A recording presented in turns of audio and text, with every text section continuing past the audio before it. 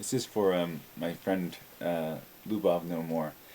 He put a post on about faith, about how he feels about religion and God at this point in his at this point in his life. It's a little depressing, but just bear with me. I want to make some points. Um, I just don't worry about the questions anymore. It's all gone. It starts. I'm sorry. I'm not feeling it anymore. The angst, the questioning, the worrying. It's all gone. I just don't worry about the questions anymore. I know that I will never get real answers. No one can prove that God exists.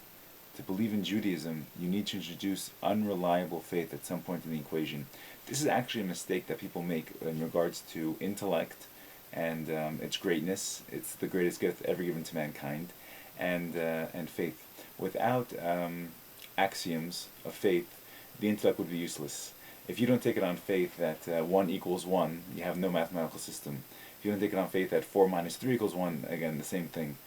Faith is that by which you can start to develop from intellect into theories, into you can develop societies, you can make political science, you can make history, but you have to have faith in something.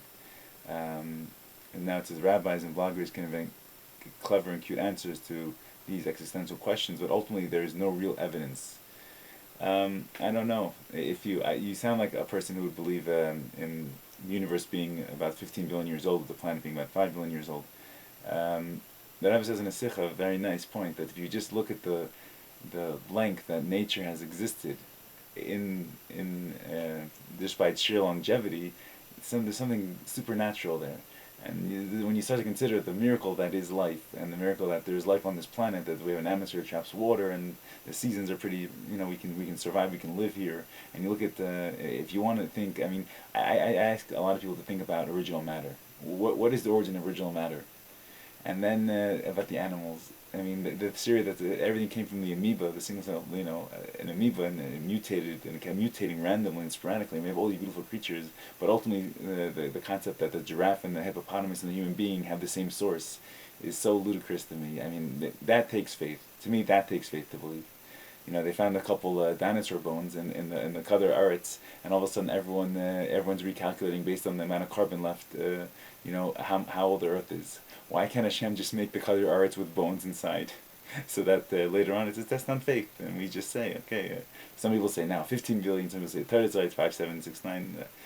Anyway, so he goes on here and he just says, everyone just imposes their own interpretation on how life is to be lived onto the Torah. Yeah, that's true. The Torah should be a personal experience, and this is like what I want to type with the rest of the post.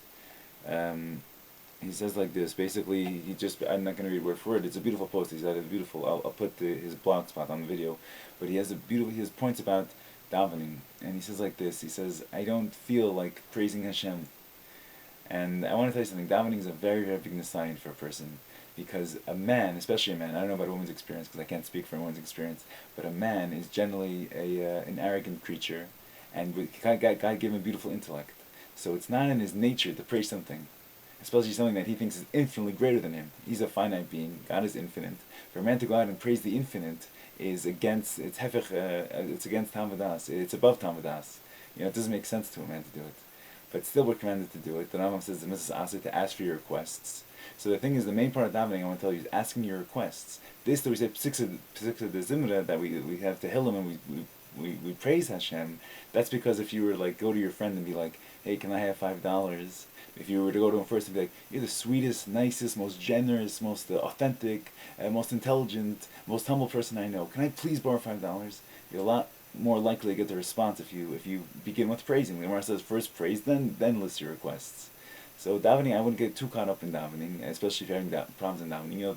The Rebbe davened very fast. I like to daven very slow. One time I davened Shacharis for like 6 hours. But it's not for everyone.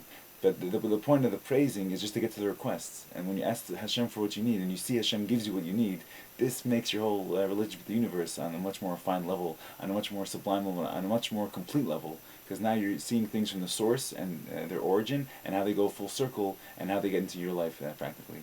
I hope this helped. I'm not trying. I actually am trying to sway you back into getting into davening. I think, especially now to the Shana Shel Chassidus tomorrow, to the Erev Shana.